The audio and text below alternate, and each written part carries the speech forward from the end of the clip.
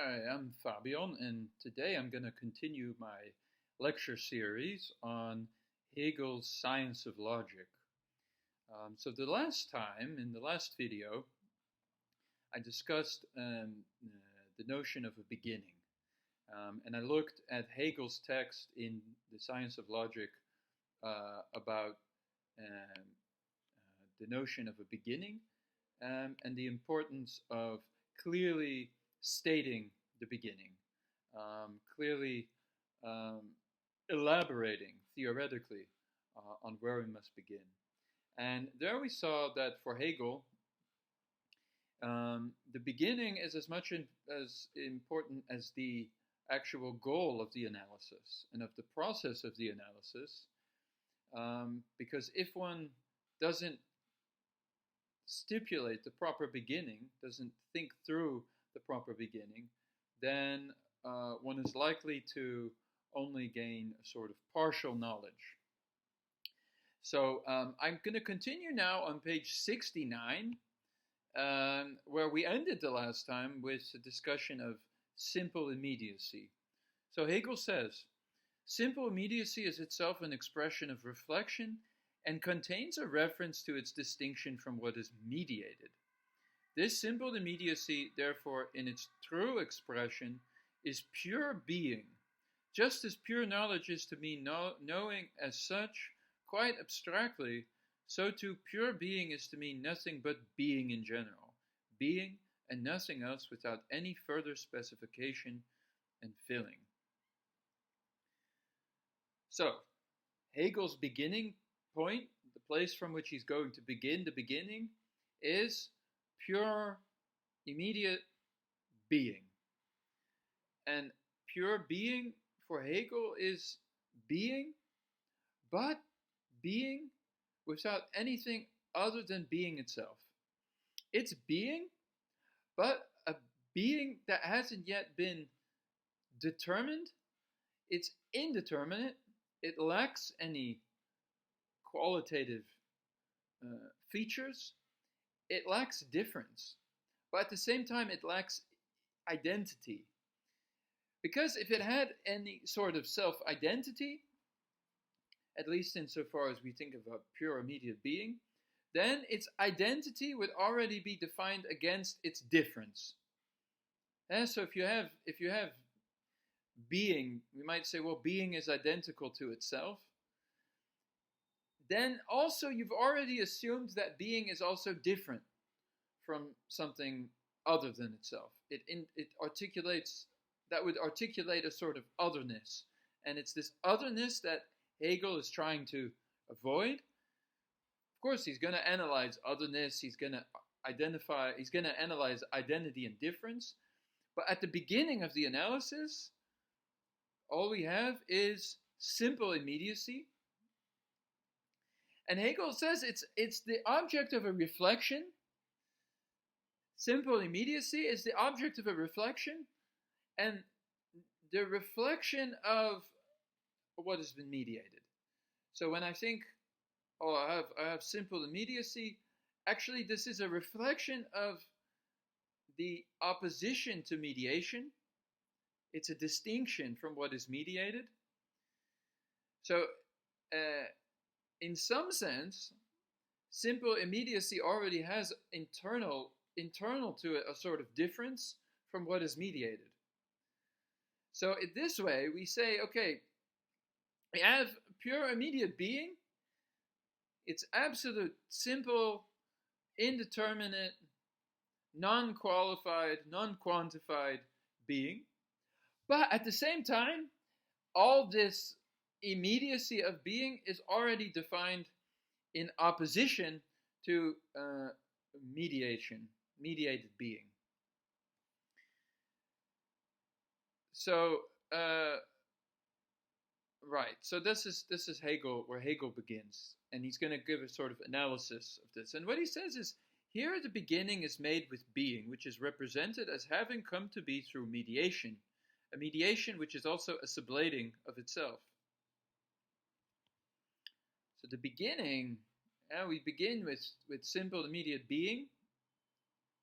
This beginning, although it's immediate, as itself is the process of mediation. It's the process of mediation because it begins from which his past analysis, the analysis in phenomenology of spirit, was conducted. And hence Hegel says, and there is presupposed pure knowing as the outcome of finite knowing and of consciousness.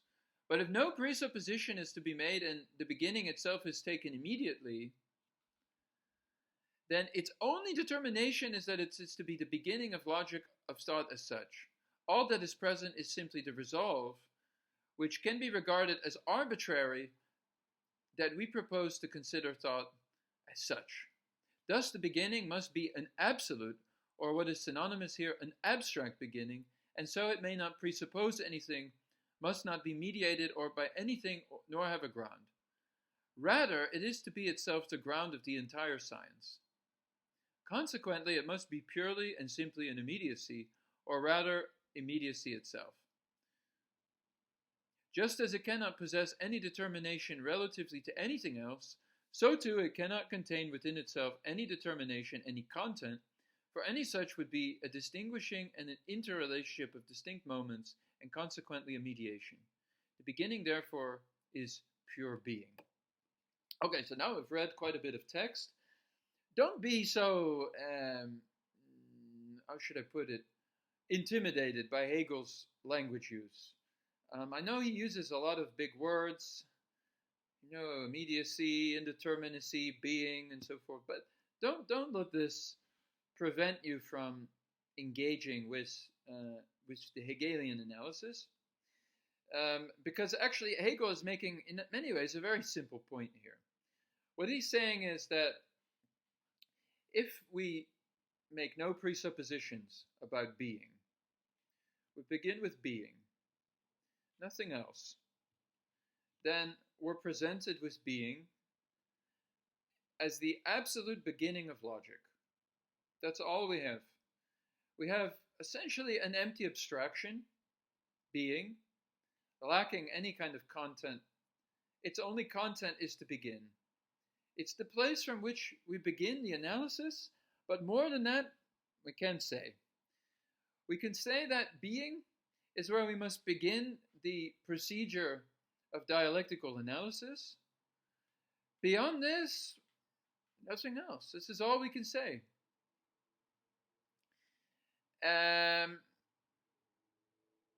And as something that makes no presuppositions, only states that there is a beginning, and that beginning is being, we thus discover the ground from which to begin logic. And what we get from this analysis is immediacy itself. We get the immediate and nothing more, nothing less.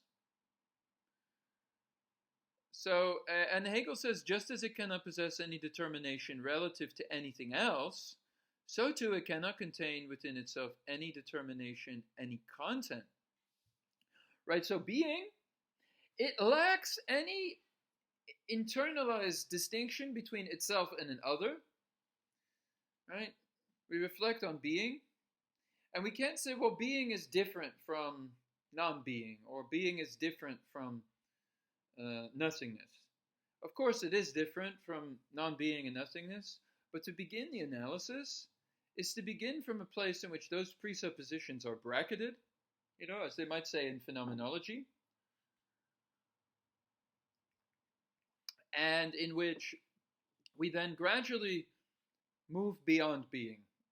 Because indeed, as Hegel will say, if you begin with being, with nothing else but being, then actually what happens is other determinations gradually themselves appear in opposition to being.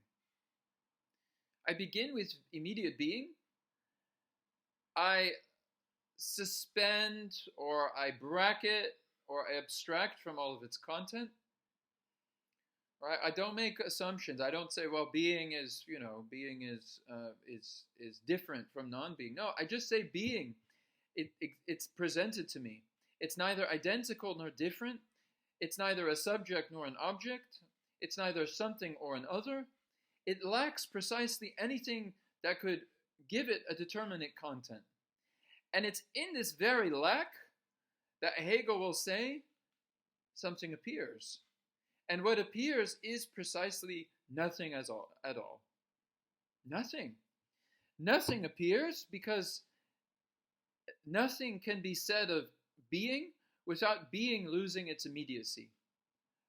But if you think about what that means, what's happened is that actually beginning from immediate being has resulted precisely in the opposite of being, namely nothingness. Nothingness kind of organically crystallizes out of this procedure of thought. So that's what Hegel wants to say here, and he's gonna show how, well, okay, so you have nothing now, nothing appeared, so suddenly being vanishes, it disintegrates.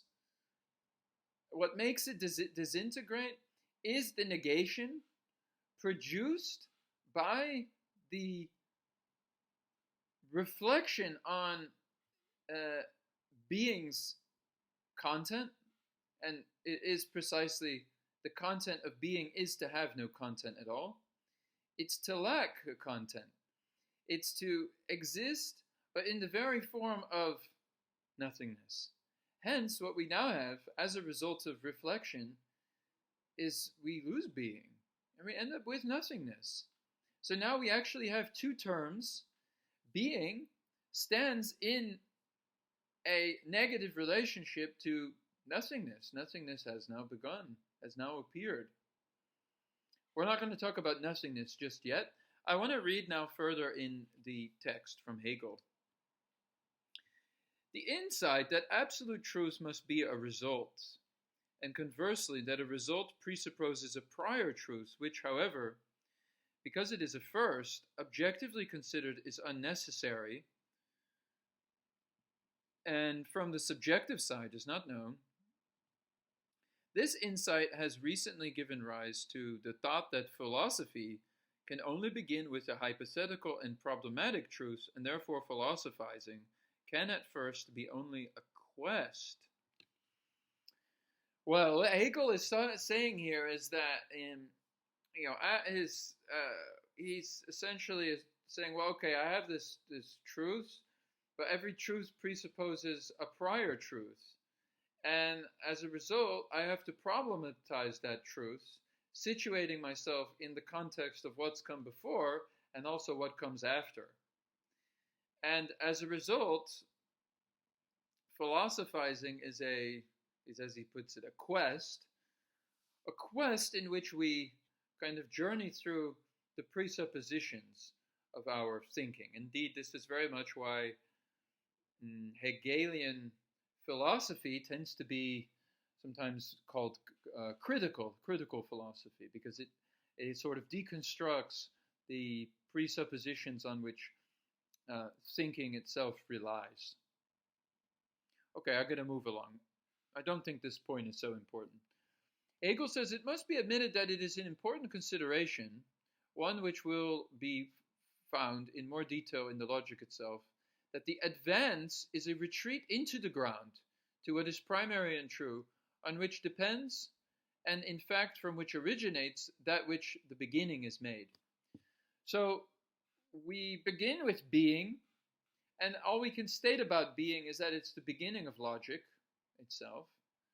And as the beginning of logic, it lacks all the particular content, but within this lack, we return to the very ground itself. We enter the space from which philosophy itself must propel itself through the very act of dialectical thinking. Thus, consciousness on its onward path from the immediacy with which it began is led back to the absolute knowledge as its innermost truth. Beginning with something so simple, so impoverished, one might say, so abstract as being, thought then engages towards the absolute truth. And in some ways, you can say then that being, although very simple, very abstract, nonetheless contains within itself the totality of determinations that dialectical logic is going to engage with. It is, in other words, the germ from which the entire system of concepts within logic is already contained. In the opposition between being and its opposite, nothingness, and in the unity of these two opposites within becoming, the totality of the system of concepts is already contained. It's very similar to how in Marx, the totality of the capitalist system is to be located in the commodity form. If you analyze the commodity form, then you already have the whole entire capitalist system ahead of you. That's just the idea. So consciousness on its onward path from the immediacy from which it began is also led back in a kind of circular path to the absolute truth. Essentially, things build upon one another. And this is what I read a moment ago. You have absolute truth, and it's the result of what came before. Well, you don't have to begin with absolute truth and then go deconstruct all your concepts to get something new. No, you begin with something absolutely simple, being, and on the basis of that, then you deduce all of the kind of concepts that you can get from that. So Hegel says this last, I'm on page 71, this last, the ground, is then also that from which the first proceeds, that which had first appeared as an immediacy. This is true in still greater measure of absolute spirit, which reveals itself as the concrete and final supreme truth of all being, and which at the end of development is known as free externalizing itself, abandoning itself to the shape of an immediate being, opening or unfolding itself into the creation of a world which contains all that fell into the development which preceded it, that preceded that result, and which, through the reversal of its position relatively to its beginning, is transformed into something dependent on the result as a principle. The essential requirement for the science of logic is not so much that the beginning be a pure immediacy, but rather that the whole of the science be within itself a circle in which the first is also the last and the last is also the first. Okay, it's a kind of biblical reference, and it's very brilliant what Hegel is saying here. I begin with something that's the first, in this case, immediate being, and at the end of logic, I end up with the very end, but the end is already contained within the first. The end is the first, because at the very end of my long kind of analysis, when I get to absolute knowledge, I will find myself back at the beginning, back at the simple opposition between being and nothingness and its preservation, its Aufhebung, its sublation in the notion of becoming. You can think of Hegel's logic as a sort of circular process by which contradictions keep emerging in new forms. You have a sort of foundational contradiction between being and nothingness that appears at the very beginning of the book, and these contradictions keep coming back again and again and again, but in a new form, right? And they're essentially the same, but then at the same time different. They're identical with what came before, but at the same time they overcome that, they preserve it, and this is what Hegel calls sublation. Sublation, in the word, German word Aufhebung, means to overcome, to negate, while at the same time to preserve, to conserve. So that means that anytime you negate something, you also in some way preserve it, but through the very preservation, the negation itself is enacted. Within this negation, what came before is maintained, while at the same time overcome. This is the kind of dialectical path of thinking. Hence, Hegel says, the progress from which forms the beginning is to be regarded as only a further determination of it, Hence, that which forms the starting point of the development remains at the base of all that follows and does not vanish from it. So that's what I just said, that again and again you start to see this contradiction between being and nothingness again and again and again appearing. It doesn't vanish. The contradiction vanishes but takes new forms again and again and again. It's very similar to capital, to Marx's Capital, where you have the commodity form, and you have a commodity, use value, exchange value, and then you get the value form. Again, capital, you have the notion of capital itself, right? You get capital divides into different forms, right? You have surplus value, you have absolute surplus value, relative surplus value. You have, labor power. You have the actual value of labor power and the utility of labor power. Again and again, you get this process of concepts that are constantly changing, transforming, while retaining a sort of content that came before. So Hegel thus says, thus the beginning of philosophy is the foundation which is present and preserved throughout the entire subsequent development, remaining completely immanent in its further development. So that kind of explains why the beginning for Hegel is so important. Because if you have a beginning that constantly comes back again and again and again, you're going to want to make sure that you clearly state what the beginning is, and you're going to want to be very careful to make sure that you've really kind of clearly laid out the foundation of your system. In philosophy, this way of thinking is known as foundationalism. The idea that there has to be a firm foundation from which to conduct philosophy, and also that foundation repeats itself over and over.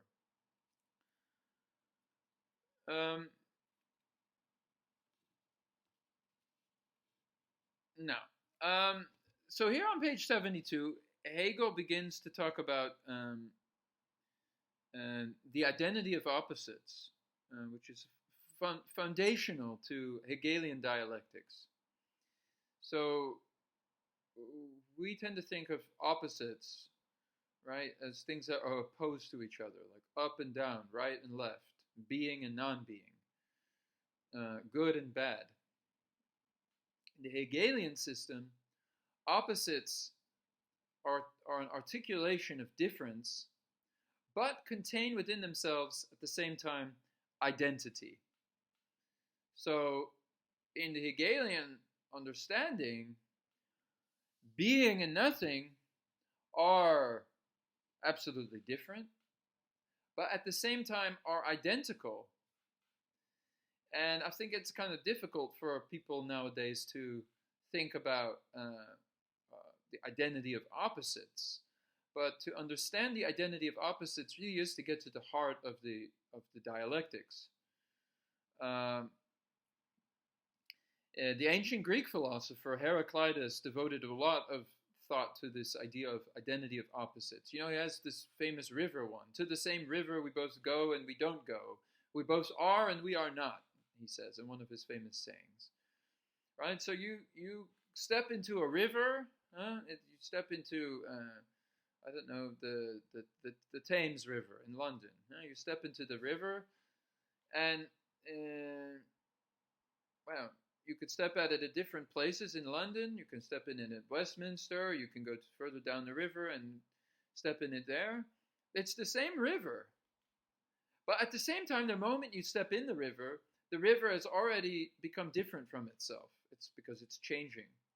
And so in some ways, we could say the river that I stepped into yesterday is not the same Thames that I stepped into today, but at the same time, it is the same river. But its sameness is founded on its difference from itself.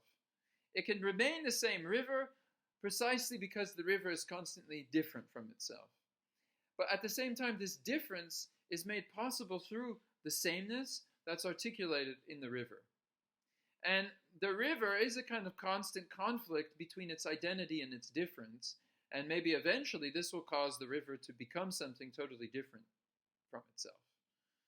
That's kind of the idea here. So I'm going to read now. This is page 72. Here Hegel discusses this. He says, it is when taken in this way that this pure being, this absolute immediacy has equally the character of something absolutely mediated. We've begun with something immediate. We've suspended any notion of mediation. But Hegel said when we take pure being this way, then being also becomes something mediated. What does he mean? But it is equally essential that it is to be taken only in the one-sided character in which it is pure immediacy, precisely because here it is only the beginning. So just thinking in the beginning, we take it in its pure immediacy. But the moment our brain starts to reflect on the being, then being gains a certain determinate content and as a result becomes something mediated. If it were not this pure indeterminateness, if it were determinate, it would have been taken as something mediated, something already carried a stage further. What is determinate implies an other to a first. So if we were to think about being as anything more than the beginning, then we would be attributing a determinate content to it. Now, very quickly on in Hegel's logic, Hegel's going to start thinking about determinate content tied to being. He's going to start adding determinations to being. But at the beginning, at this point, you can't do that because something determinate is always already something other from what is first. And what is first is pure immediate being with no content attached to pure immediate being but itself. That's the idea. Therefore, it lies in the very nature of a beginning that it must be being and nothing else. To enter into philosophy therefore calls for no other preparations, no further reflection, or points of connection. So that's what Hegel said here. We must, again, just emphasizing the importance of the proper beginning. And then he says on page 73, pure knowing yields only this negative determination that the beginning is to be abstract. If pure being is taken as the content of pure knowing, then the latter must stand back from its content, allowing it to have free play and not determining it further. Or again, if pure being is to be considered as the unity into which knowing has collapsed at the extreme point of its union with its object, then knowing itself has vanished in that unity, leaving behind no difference from the unity, and hence nothing by which the latter could be determined. So pure knowing, although immediate being lacks determinations, one might say that it has a negative determination, precisely insofar as the beginning is abstract and is self-defined by a lack, by a negativity, by the absence, by the total suspension of any particular content, by allowing the term being, the concept of being, to stand in for the beginning itself, to say that the beginning is identical to being. And as a result, what vanishes is any reference point outside of being. What vanishes is the very ability to attribute any positive determinate content to being. So Hegel then concludes here at the bottom. He says, as yet there is nothing and there is to become something. The beginning is not pure nothing, but a nothing from which something is to proceed.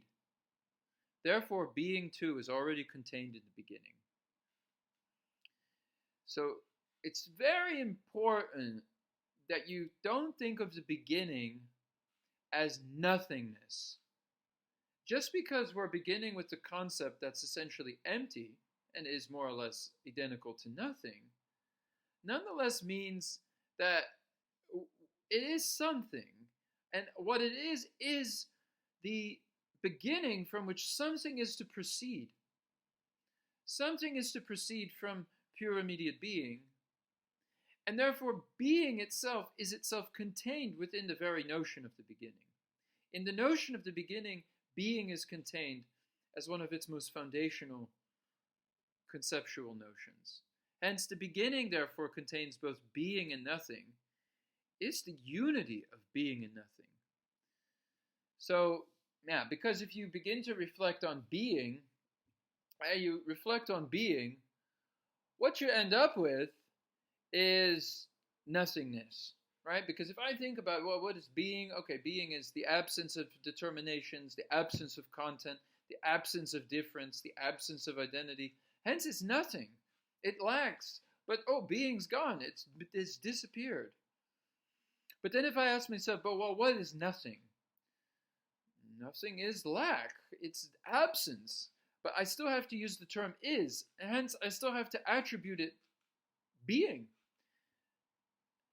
And what we thus get is a situation where being is the becoming nothing of being. Being is the becoming, is the ceasing to be of being. It's the becoming nothing of itself. Being is to disappear and vanish into nothingness. And nothingness is to transition towards being, is to become being, is to come into being of being. Because you begin to think on nothing and you end up with being. Hence, being and nothing are absolutely identical, but at the same time absolutely different. Because being has being. It is. But it is precisely in the form of not being it. Because its isness, its being, its there-ness is negated through the absence of any determinate content. And nothingness is lack, is absence, is negativity, but at the same time it is. Hence it's this endless spiral. You think of being vanishes, it ceases to be, to become nothing. You think nothing becomes something, it becomes being. And it's this endless repetition. And what Hegel will say is this contradiction between being and nothing itself comes out of the beginning of being. Beginning with being results in nothing, results in something more than being. It propels thought forward. It articulates a contradiction. It internalizes a difference. By suspending difference, we end up with difference. And the moment this difference is articulated, we thus get non-being, which is at the same time being, and being, which is at the same time non-being. We get the identity of opposites, two things that are absolutely different and absolutely the same, and whose difference emerges through the contradiction between them, and whose identity emerges through the concept of becoming. Becoming is precisely the sublation of being and nothingness.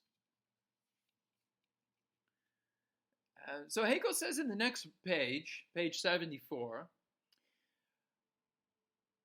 that which begins already is, but equally true is not, yet. The opposites being and nothing are therefore directly united in it, or otherwise expressed, it is their undifferentiated unity. Being is undifferentiated. It's equal to nothing but itself. Actually, it's not even equal to itself, because that would already establish a difference between being and itself, or an equality between being and itself. And so to begin means our beginning exists, is, but at the same time it's not. The very beginning, it's an empty beginning. It's a beginning from which nothing else follows. It's a beginning that hasn't yet produced anything else except for this internal contradiction between being and nothingness. Well, so this is the end of the first of this section for now. I think I'll not read more from this section. The next video, I hope to actually get into the first chapter, the general division of being, where Hegel goes into more detail between the contradiction between being and nothingness. I hope you will join us for the next video.